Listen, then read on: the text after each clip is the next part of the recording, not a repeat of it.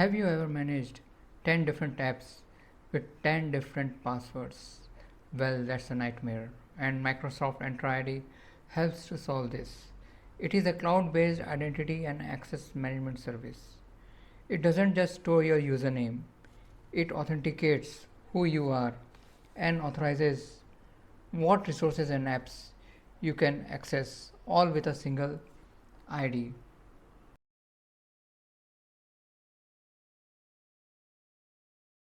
To add a new custom domain, you scroll over custom domain names. From here, so you will get this screen. Here we will click on add custom domains. Here we will provide our domain name, like our domain is hello domain, hellodomain.com. Add domain.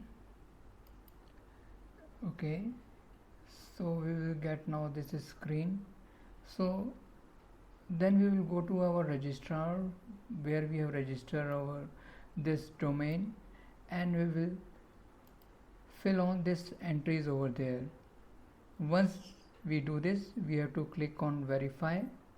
Then we can see our domain name listed over here. So in this way we can add our custom domain.